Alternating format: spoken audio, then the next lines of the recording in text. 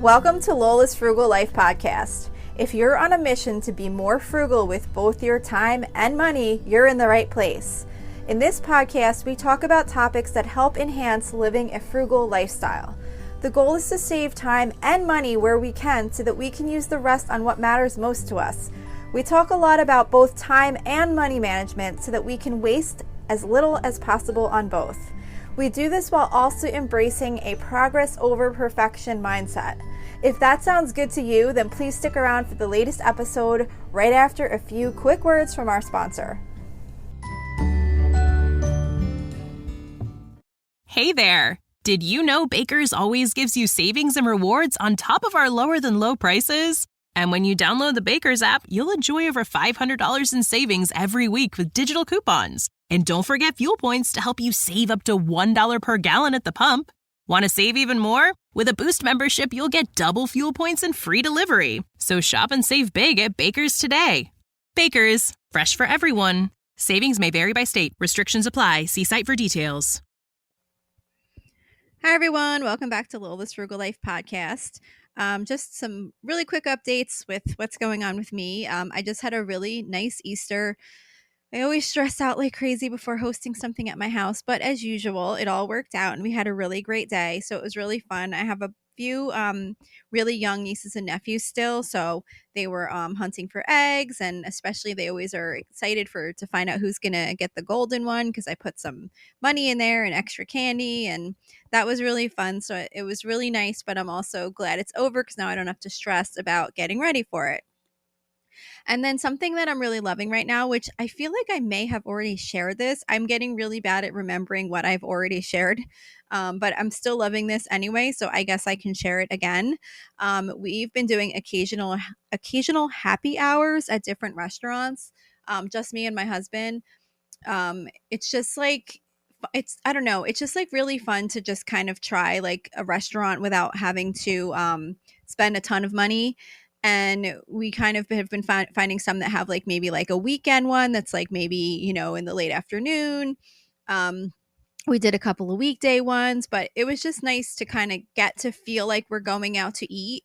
But it was for like a lesser cost because they usually have some pretty good specials and you could just get like a couple appetizers and maybe a couple drinks, things like that. So we've been really liking that. And I keep searching for like different ones in the area to kind of figure out like who has the best one or like what the different ones are so that we can kind of try out a variety of places.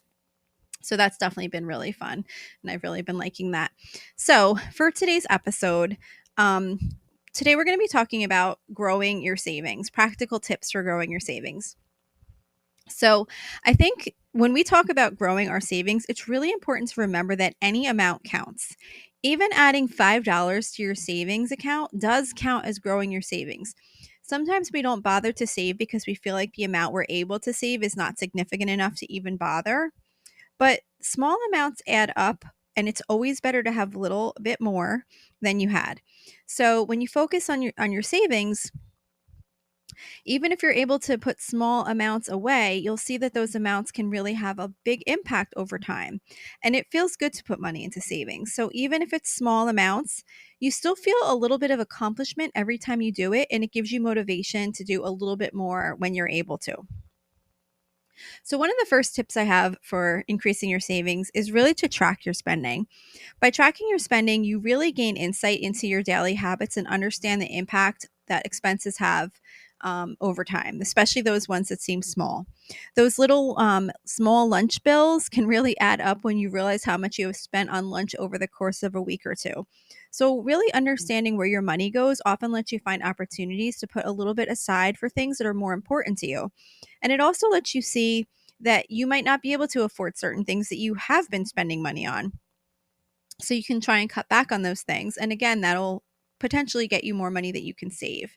So when we really look at what's coming in and out, it really can make for better spending decisions, which can lead to more opportunities to save.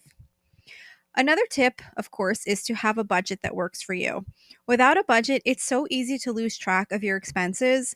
And as some people do feel that a budget is too restricting, I have to say, it's really one of the best tools to help you grow your savings because when you look at your income and expenses and do the best you can to allocate some of that money for savings, it can kind of just build it into part of your practice. Not that the savings just becomes an afterthought, but that it's actually built into your budget and you can plan for it. And while it can definitely be difficult to fit savings into your budget at first, once you really start to watch where your money's going, you can often find little ways to save here and there. And when you do that budget, what's really important is to make sure to plan for irregular expenses, such as like annual memberships or insurance policies, if you have maybe quarterly tax payments or any other expenses that occur at random times over the year. Some of those things might be like birthday gifts, car repairs, home maintenance. All of those types of expenses you really have to be careful about and maybe even consider setting up some sinking funds to save for those items each week. I have other episodes on sinking funds if you want to learn more about that, but basically all it is a separate savings where you save up for expenses that you know are going to happen later in the year, but they're just not part of like a weekly budget. Because those are the things that can really cause you to have to dip into your savings if you're not planning for them when suddenly you realize you have an annual insurance bill due, or you just got hit with an annual warehouse membership, or whatever the cost may be. If you can plan for those things and save up for them every week, that really allows you more opportunity to save because you don't have to um, take money out of everything you saved each time one of those things comes up because you weren't planning for it. Cutting impulse purchases is a big one too. They can really blow your budget and have a negative impact on your ability to save money. So, really try to be mindful of unnecessary spending. Really take time to think about a purchase that you don't really need. Consider doing something like implementing a 30-day rule. That's where you wait 30 days before buying something to avoid impulse spending. But you can even do it for shorter amounts of time, like 24 to 48 hours, can have a really big impact on reducing the amount of impulse spending you're going to make. A lot of times after just a day passes, that kind of initial excitement wears off and you'll realize that you don't really need the thing that you were about to buy on a whim. And another tip to avoid impulse spending too is to really try to avoid the trap influenced by social media. There's so many influencers out there trying to sell you products, or not trying to sell you products, but trying to sell you on products because they say they love it, but they're also earning a commission on it. And while they might love it, they are definitely a little bit biased because they're earning a commission. And whether they truly love the item or not, if you end up purchasing something that you never thought you wanted or needed before you saw what they were showing you, it can definitely have a negative impact on the money you have left for savings. Another tip is to really watch what you're spending on food. So, of course, meal planning is a great way to reduce food waste. If you purchase food that you're not going to eat, you're essentially throwing money in the trash. So, try not to purchase something that you think you might make. Purchase items that you specifically have planned to make for a meal. This way, you know the food's going to get used and your money will not be wasted. $5 spent on a head of lettuce that ends up in the trash could have been $5 sent to your savings account. So, really be strategic at the grocery store by sticking to your shopping list and really be mindful of making those impulse item purchases that can be so easy to make when you're just walking through the grocery store and see something on sale or just kind of grab something that you didn't really plan to get. Because food expenses can really create a big hit to your budget if you're not careful. Often, just by being intentional about the food you purchase and how you're going to use it, can have a really big immediate impact on your budget. Also, another food related one is to reduce restaurant spending. Eating homemade meals is so much less expensive than eating out at a restaurant. I read a stat by Forbes that said eating at a restaurant is generally 5 times more expensive than eating at home. And when I thought about that, I'm like, that probably sounds pretty accurate and might even be more sometimes because I thought about it. And if my family of five eats out, not always, but we've definitely had times where we've spent over $200 for the five of us on one meal, and we're not going to fancy restaurants. That's like Cheesecake Factory or Carrabba's or just like a regular chain type restaurant. Maybe we'll get like a couple appetizers. We don't even usually get drinks, but it adds up to take a family out to dinner, a family of adults. My kids are all my youngest is 18. So it's basically like 5 adults going out.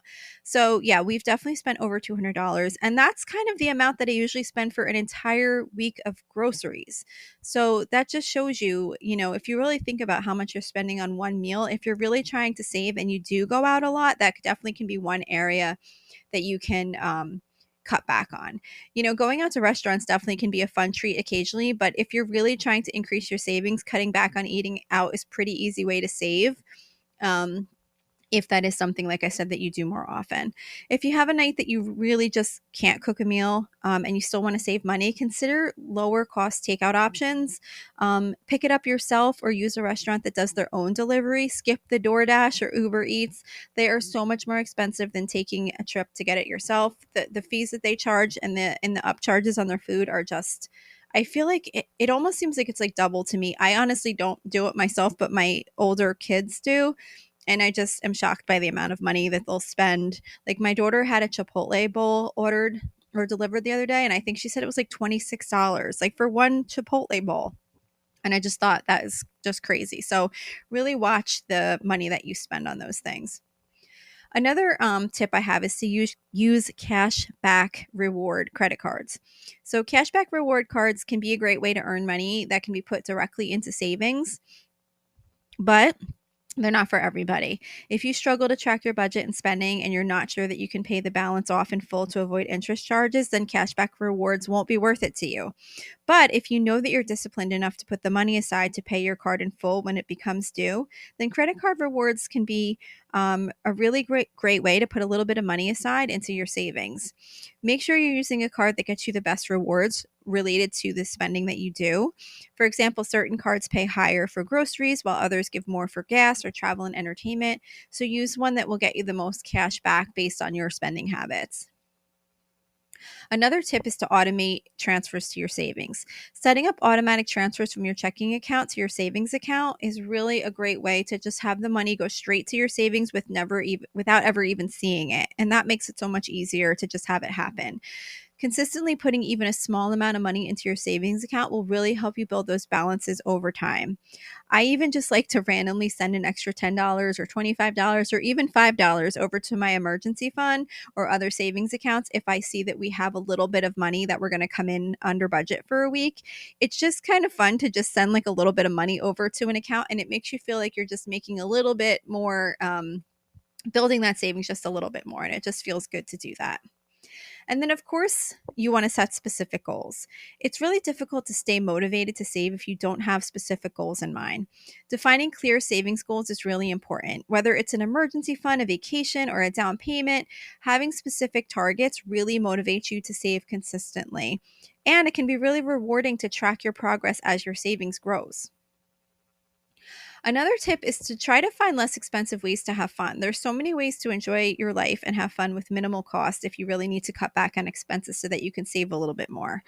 We love going to the library. I've said that a few times before, just in my little life updates or things I'm loving right now. But, going to the library can be really fun to just pick up some books on random topics that you might happen to find interesting.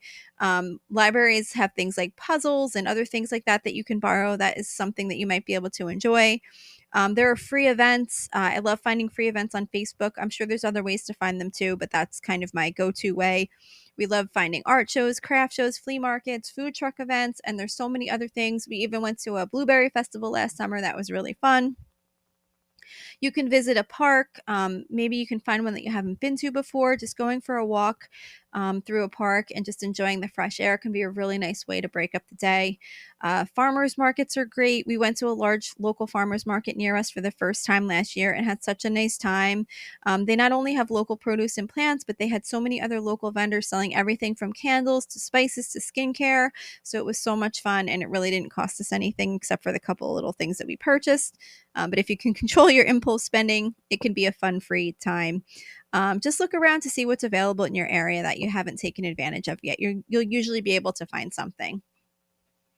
And as always, don't be discouraged by setbacks. There are times when we may be doing great with our savings until something happens that requires us to pull a significant amount out of our savings. Maybe you have to empty that vacation savings account because of a large medical bill, because you didn't have enough of an emergency fund to cover it. Those things happen to all of us. So don't let that discourage you from starting right back up again. Think of how the situation would have been if you didn't have that savings to pull from. You're always going to be better off if you focus on putting some money aside towards savings goals. And again, don't forget, small changes can really lead up to significant savings over time. Putting money into savings consistently really helps you build good financial habits. And when you see your accounts growing, even if it's slowly, you will really feel encouraged to add just a little bit more when you're able to. So, those are my practical tips for growing your savings. I hope you enjoyed this episode and I hope you get a little bit motivated to put a little bit more money into your savings accounts. And that's it for today. I thank you so much for listening, and I will see you back here next week. So thank you for checking in for this podcast episode. And don't forget, you can always email me with any questions or suggestions at lolasfrugallife@gmail.com.